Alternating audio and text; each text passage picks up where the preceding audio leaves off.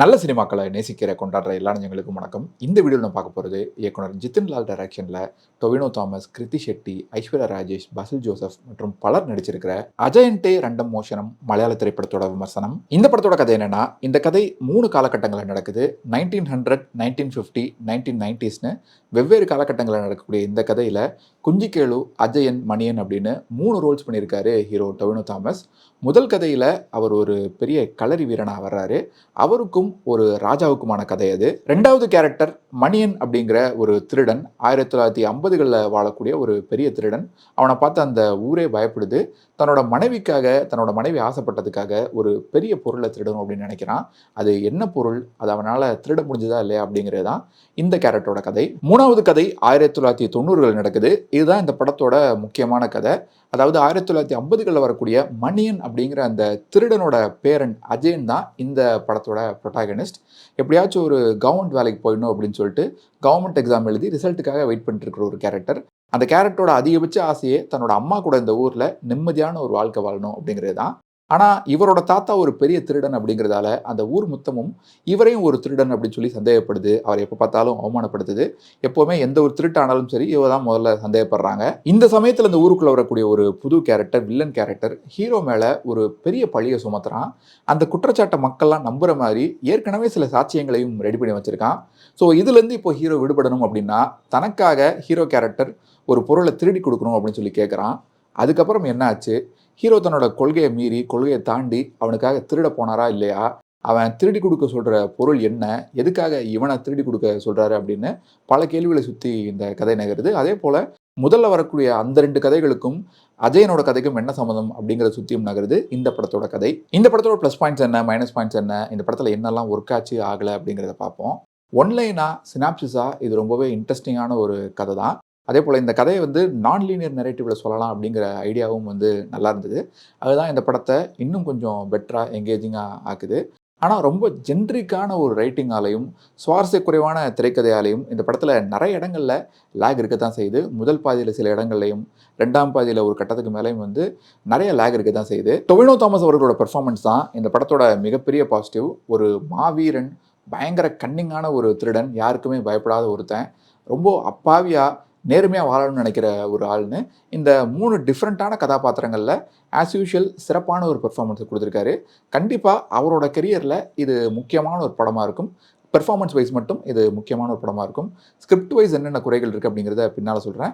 நிச்சயமாக அவரோட கெரியரில் இது ஒரு பெஸ்ட் பெர்ஃபார்மன்ஸ் அப்படின்னே சொல்லலாம். குறிப்பாக மணியன், அஜயன் இந்த 2 கேரக்டரில் ரொம்ப நல்லா பண்ணியிருக்காரு. அதுலேயும் அந்த திருடன் கேரக்டர் மணியனில் ரொம்ப என்ஜாய் பண்ணி நடிச்சிருக்காரு. அது கொஞ்சம் கிரே ஷேட்ஸ் இருக்கக்கூடிய ஒரு கேரக்டர். அது ரொம்ப சிறப்பாக பண்ணியிருக்காரு. அவரோட பெர்ஃபார்மன்ஸ் தான் இந்த படத்தை பெரிய அளவில் காப்பாற்றிருக்கு அப்படின்னு கூட சொல்லலாம். படத்தோட முதல் பாதியை விட செகண்ட் ஹாஃப் இன்னும் கொஞ்சம் பெட்டராக இருந்தது, என்க்ராசிங்காக இருந்தது. செகண்ட் ஹாஃபில் அந்த விளக்கை பற்றி தெரிய வரக்கூடிய இன்னொரு உண்மை, அதுக்கப்புறம் குஞ்சிக்கேளு கேரக்டர்கிட்ட ராஜாவை பற்றி என்ன ரகசியம் சொல்லப்பட்டது அப்படிங்கிற அந்த சஸ்பென்ஸ், இந்த மாதிரி சில விஷயங்கள்லாம் இன்ட்ரெஸ்டிங்காக இருந்தது. அதே போல் 2ஆம் பாதியில் மணியன் கேரக்டர் அந்த உண்மையான விளக்கை எடுக்க போகிற சீன், அந்த ட்ரெஷர் ஹண்ட் டைப்பில் வரக்கூடிய சீக்வன்ஸ் எல்லாமே ரசிக்க முடியிருந்தது. அண்ட் வில்லன் பேசுகிற ஒரு சில வசனங்களும் நல்லா இருந்தது. ராஜாக்கள் பண்ணுற எதுவும் திருட்டில் சேராது, அதுக்கு பேர் ராஜதந்திரம் அப்படின்னு சொல்கிற அந்த வசனம்லாம் நல்லா இருந்தது. நிnan தாமஸ் இசையில் இந்த படத்தோட பிஜிஎம் ஒரு பெரிய ப்ளஸ் பாயிண்ட்டாக இருந்தது. நிறைய காட்சிகளில் ரைட்டிங் சுமாராக இருந்தாலும் பேக்ரவுண்ட் ஸ்கோர் அந்த சீன்ஸை எலவேட் பண்ணியிருக்கு அப்படின்னு சொல்லலாம். அண்ட் ஜான் அவர்களுடைய சினிமாட்டோகிராஃபி பல்வேறு காலகட்டங்களில் 3 வேறு டைம் பீரியடில் அந்த ஊரை காட்டின விதமாக இருக்கட்டும், இந்த படத்தோட கதையோட்டத்துக்கு ஒரு பெரிய பக்கபலமாக இருந்ததாக இருக்கட்டும், இந்த படத்தோட சினிமாட்டோகிராஃபி ஒரு பெரிய பாசிட்டிவ் அப்படின்னே சொல்லலாம். அண்ட் நிறைய காட்சிகளில் படத்தோட ஆரம்பத்தில் வரக்கூடிய சில மொமெண்ட்ஸ்லாம் விஎஃப்எக்ஸ் ரொம்ப சிறப்பாக இருந்தது. அரடே இவ்வளோ சின்ன பட்ஜெட்டில் இவ்வளோ சூப்பராக பண்ணியிருக்காங்களே அப்படின்னு சொல்கிற மாதிரி இருந்தது. குறிப்பாக அந்த விண்கல் கீழே விழுகிறது, ரேண்டம் ஒரு டைம் லேப்ஸ் மாதிரி ஒரு சின்ன மொமெண்ட் ஒன்று காட்டுவாங்க. அதெல்லாம் ரொம்ப சூப்பராகவே பண்ணியிருந்தாங்க. ஆனால் அதே ஒரு 2-3 சீன் கழிச்சு பார்த்தீங்கன்னா ராஜாவோட மருமகனை காப்பாற்றுறாரு இல்லையா, அந்த ஃபைட் சீன்லாம் பார்த்தீங்கன்னா ரொம்ப சுமாராக இருந்தது. அப்பட்டமாக அது விஎஃப்எக்ஸ் அப்படின்னு தெரியுற மாதிரி இருந்தது இவங்க பின்னால் வச்சிருக்கிற அந்த பேக்ரவுண்ட்லாம். இந்த படத்தோட மிகப்பெரிய பிரச்சனை என்னென்னா, இந்த படத்தில் நிறைய விஷயங்கள் காட்டுறாங்க, நிறைய கேரக்டர்ஸ் போகிறாங்க. ஆனால் அது எதையுமே ப்ராப்பராக ஃப்ளஷ் அவுட் பண்ணல, எதையுமே கதையில் சரியாக யூஸ் பண்ணல. அதனாலேயே மொத்த படத்தையும் பார்த்து முடிச்ச பின்னால் இந்த படம் எந்தவித இம்பாக்டையும் நமக்குள்ள உண்டு பண்ணல. உதாரணத்துக்கு ஹீரோ லைசன்ஸ் வாங்கி ஒரு ஹேம் ரேடியோ ஒன்று வச்சிருக்காரு, அந்த மாதிரி ஒரு சீன் ஒன்று காட்டுறாங்க. சரி, இதை வச்சு பின்னால் ஹீரோ பெருசாக ஒரு சம்பவம் பண்ண போகிறாரு அப்படின்னு பார்த்தா கடைசி வரைக்கும் அந்த ஹேம் ரேடியோலாம் சும்மா தூங்கிட்டு தான் இருக்குது. அதே போல் அந்த ஊருக்கு புதுசாக ஒரு சப் இன்ஸ்பெக்டர் கேரக்டர் வர்றாரு. அந்த கேரக்டருக்கு நல்ல ஒரு பில்டப்லாம் கொடுக்குறாங்க. எடுத்தோடனே அவரை நல்லவர் மாதிரி காட்டுறாங்க. சரி அவராச்சும் ஏதாவது பண்ணுவார் அப்படின்னு பார்த்தா, அடுத்த ஒரு 2 சீன்லேயே அவரும் காணாம போயிடுறாரு. திரும்ப கிளைமேக்ஸில் தான் வர்றாரு. அந்த 3வது கேரக்டர் அஜயன் ஒரு பெரிய களரி வீரன், ஒரு குஸ்தி வீரன் அப்படிங்கிற மாதிரி ஆரம்பத்திலேருந்தே காட்டிட்டு இருக்காங்க. சரி அதை வச்சாவது ஏதாவது ஒரு முக்கியமான சீன் வரும் அப்படின்னு பார்த்தா, அப்படியும் எதுவும் வரவே இல்லை. சும்மா ஹீரோவுக்கு ஒரு மாஸ் மொமெண்ட் வேணும், ஒரு ஹீரோயிக் மொமெண்ட் வேணும் அப்படிங்கிறதுக்காக மட்டும் கிளைமேக்ஸுக்கு முன்னால சும்மா பேருக்கு ஊர் மக்கள் மத்தியில சண்டை போடுற மாதிரி ஒரு சீன் ஒன்று வச்சிருக்காங்க. மத்தபடி கதையில எந்த ஒரு யூஸும் இல்ல. பேசில் ஜோசஃபோட கேரக்டர் கூட பாத்தீங்கன்னா, சும்மா பேருக்கு ஒரு கேரக்டர் மாதிரி தான் படம் முழுக்க வந்து போறாரு. அவரை மாதிரி நெறைய நல்ல நடிகர்களை வீணடிச்சிருக்காங்க. ஐஸ்வர்யா ராஜேஷ் மாதிரி ஒரு நல்ல திறமையான நடிகையை எதுக்காக சும்மா ஒரு 2 சீன்ல மட்டும் வர வச்சுட்டு போயிருக்காங்க. எந்த ஒரு முக்கியத்துவமும் இல்லாத அந்த கேரக்டர் எதுக்காக அவங்க நடிக்க வச்சிருக்காங்க அப்படிங்கிறதும் தெரியல. அதே போல ஹீரோயின் கிருத்தி ஷெட்டி வரக்கூடிய காட்சிகளும் ரொம்ப போரா தான் இருந்தது. அவங்க வரக்கூடிய காதல் காட்சிகள், பாட்டு எல்லாமே வந்து ஒரு பெரிய மைனஸ் பாயிண்டா தான் இருந்தது. இந்த படத்தோட ஜானர் வந்து ஒரு ஆக்ஷன் அட்வென்ச்சர் படம் அப்படின்னு சொல்லப்பட்டாலும் கூட, இது பல ஜானர்களோட கலவை தான். ஆக்ஷன் அட்வென்ச்சர், ஒரு ட்ரெஷர் ஹண்ட் மூவி மாதிரி போகுது. நெறைய மித்து பத்தி பேசக்கூடிய ஒரு ஃபேண்டசி படம் மாரிலாம் போகுது. ஆனா, இத வச்சு நெறைய எக்ஸ்ப்ளோர் பண்ணியிருக்கலாம். ஆனா, அது ரொம்ப அண்டர் யுட்டிலைஸ் தான் பண்ணியிருக்காங்க. இன்ஃபாக்ட் அந்த ட்ரெஷர் ஹண்ட் சம்மந்தப்பட்ட காட்சிகள் கூட பார்த்தீங்கன்னா, ஒரு லாக்கர தொறக்கிறதுக்கு ஆமை மாரி ஒரு பொம்மை ஒண்ணு யூஸ் ஆகுது. அதுக்கப்புறம் வந்து இத பண்ணா அப்படி ஆகும், அத பண்ணா இப்படி ஆகுங்கிற மாரி விஷயங்கள் எல்லாமே வந்து ஏற்கனவே பல ஹாலிவுட் படங்கள்லயும், உள்ளூர் படங்கள்லயும் பார்த்த மாரி விஷயங்களா தான் இருக்கு. அதுல எதுவும் புதுசா எதுவும் இல்ல. ஒரே ஒரு சீக்வென்ஸ் செகண்ட் ஹாஃப்ல வந்து மணியின் கேரக்டர் அந்த உண்மையான விளக்க தேடி போற அந்த ஒரு சீக்வென்ஸ் மட்டும் இன்ட்ரஸ்டிங்கா பண்ணியிருந்தாங்க. செகண்ட் ஹாஃப்லலாம் ஒரு கட்டத்துக்கு மேல இந்த கதை எதை நோக்கி தான் போகுது, இந்த கதையில அப்படி என்ன ஆயிட போகுது அப்படிங்கிற மாரி தேமேன்னு போற மாரி இருக்கு. டொவினோ தாமஸ்க்கு செகண்ட் ஹாஃப்ல ஒரு ஃபைட் சீன் வருது இல்லையா? அத பத்தி நான் ஏற்கனவே சொல்லியிருந்தேன் இல்லையா? அந்த ஃபைட் சீன் இல்லாட்டி மட்டும் இந்த கதையில பெருசா என்ன மாறிட போகுது?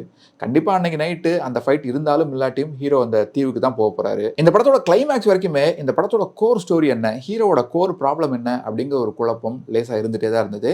தன்னோட தாத்தா மாரியே தானும் ஆயிடக்கூடாது அப்படிங்கிறத ஹீரோ நினைக்கிறாரு. அதுல ஜெயிச்சாரா இல்லையா அப்படிங்கிறது தான் இந்த படத்தோட கதையா?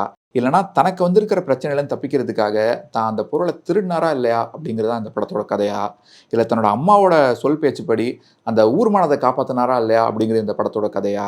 இல்ல தன்னோட காதலிய கரம் பிடிச்சாரா இல்லையா அப்படிங்கிறது அந்த படத்தோட கதையா? அப்படிங்கிறது படத்தோட கிளைமாக்ஸ்லாம் நமக்கு தெரியுது. இந்த கதைய நான் லீனியரா சொல்லியிருந்தது நிச்சயமா இந்த படத்துக்கு ஒரு ப்ளஸ் பாயிண்ட் தான். ஆனா அதுவே சில இடங்கள்ல இதையெல்லாம் எதுக்கு நான் லீனியரா சொல்லணும்? இத லீனியராவே சொல்லியிருக்கலாமே அப்படிங்கிற ரேஞ்சில தான் ஒரு உணர்வை ஏற்படுத்துச்சு. அண்ட் இந்த கதையில பார்த்தீங்கன்னா, அந்த தாத்தா பேரனோட கதை, ஊர் மக்கள் ஹீரோவ எப்படி பார்க்குறாங்க அப்படிங்கிற இந்த விஷயம்லாம் பார்க்கும்போது, காந்தாரா படத்த எனக்கு ரொம்பவே ஞாபகப்படுத்துச்சு. ஒருவேளை உங்களுக்கும் இந்த படம் பார்க்கும்போது காந்தாரா திரைப்படம் ஞாபகம் வந்துருச்சுன்னா, அத கீழ கமெண்ட்ஸ்ல சொல்லுங்க. இந்த படம் முழுக்க நெறைய எமோஷன்ஸ் இருக்கு. ஆனா அது எதுவுமே பெருசா கனெக்ட் ஆகவே இல்ல. மணியனோட மனைவி அவமானப்படுத்தப்படுறது, அதுக்கு மணியனோட ரியாக்ஷன்னு வரக்கூடிய அந்த ஒரு இடத்துல மட்டும் எமோஷன் கொஞ்சோண்டு ஒர்க் ஆச்சு. ஆனா அத தாண்டி ஹீரோவோட அம்மாவோட தவிப்பு, ஹீரோயினோட காதல், அவங்க சேருவாங்களா இல்லையா? அதுக்கப்புறம் ஊர் மக்கள்லாம் வந்து உதவி கேட்டு வர்றப்போ, அந்த இடத்துல வரக்கூடிய ஹீரோவோட அம்மா சென்டிமெண்ட்னு, இது எதுவுமே பெருசா ஒர்க் ஆகவே இல்ல. இந்த மாரி ஒரு ஆக்ஷன் அட்வென்ச்சர் படத்துல சண்டை காட்சிகளுமே ரொம்ப யூசுவலா இருந்தது ஒரு டிசப்பாயின்ட்மென்ட் தான். ஆரம்பத்துல ஹீரோ ராஜாவோட மருமகன காப்பாத்தக்கூடிய அந்த ஃபைட் சீன் ஆகட்டும், ப்ரீ கிளைமாக்ஸ்ல ஊர் மக்களுக்காக சண்டை போடுற அந்த சீன் ஆகட்டும், இது எல்லாமே ரொம்ப யூசுவலா தான் இருந்தது. குறிப்பா அந்த கடைசி ஃபைட் சீன் இருக்கு இல்லையா? அதுல ஹீரோ கூட சண்டை போடக்கூடிய அந்த ஆஜானுபாகுவான ஆள் இருக்காரு இல்லையா? அந்த ஆள்லாம் செம்ம தத்தியா தான் இருந்தாரு. பார்க்கறதுக்கு தான் மிகப்பெரிய ஒரு ஜெயண்ட் மாரி அவர் ஆஜானுபாகு மாரி காட்டுறாங்களே தவிர, செம்ம தத்தியா இருந்தாரு. ஹீரோ கிட்ட அடி மட்டும் தான் வாங்கிட்டே இருக்காரு. ஒரு அடி கூட திரும்ப அடிக்க மாட்றாரு. இந்த படத்தோட மெயின் வில்லன் கேரக்டர் பத்தியும் குறிப்பிட்டு சொல்லணும். இந்த படத்துல ஹீரோ கேரக்டர் வந்து எங்கெல்லாம் போறாரு, எப்படியெல்லாம் போறாரு அப்படிங்கிறது அவருக்கே தெரியல. எங்கெங்கேயோ எப்படி எப்படியோ போயிட்டு இருக்காரு. ஆனா அவரு எந்த மலை குகைக்குள்ள போனாலும், எந்த பொந்துக்குள்ள இருந்து வெளியே வந்தாலும், அங்க வந்து நின்னுகிட்டு அந்த வில்லன் கேரக்டர் என்ன சொல்றாருன்னா, "வெல் டன் அஜயா, உன்னால முடியும் அஜயா, நமக்கு நேரம் இல்ல அஜயா" அப்படின்னு ஒரே மாரி பேசிட்டு இருக்காரு. ஒரே டோன்ல பேசிட்டு இருக்காரு. எப்படி அங்கெல்லாம் அவர் வர்றாருன்னு தெரியல. அவர் என்னதான் பண்றாருன்னு புரியல. படத்துல கடைசி வரைக்கும் எதுவுமே பண்ணாத ஒரு டம்மி வில்லன். அப்புறம் ஐஸ்வர்யா ராஜேஷ் வரக்கூடிய அந்த ப்ரீ இண்டிபெண்டன்ட் சீன்ஸ்ல அவங்க ரொம்ப நார்மலா நம்மள மாரி ஒரு சாதாரணமான தமிழ்ல, நம்ம பேசுற தமிழ்ல பேசிட்டு இருக்காங்க. ஆனா டொவினோ தாமஸ் மட்டும் தூய தமிழ்ல பேசிட்டு இருக்காரு. அது ஏன்னு புரியல. அண்ட் வழக்கமா இப்போ வரக்கூடிய படங்கள் எல்லாத்துலயுமே இருக்கக்கூடிய ட்ரெண்ட் மாரி, சம்பிரதாயத்துக்கு ஏன் எதுக்குன்னே தெரியாம பார்ட் 2க்கு இந்த படத்துலயும் லீட் குடுத்துருக்காங்க. மொத்தத்துல இந்த ஏஆர்எம் திரைப்படம் எப்படி இருக்குன்னு கேட்டீங்கன்னா, ரொம்பவே ஆவரேஜான ஒரு ஆக்ஷன் அட்வென்ச்சர் திரைப்படம் தான் இது.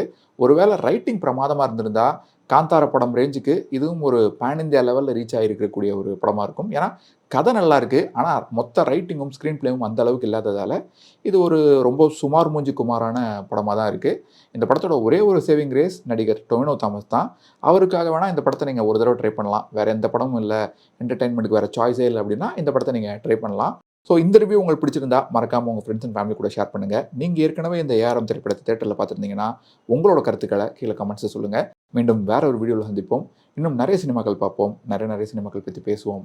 நன்றி.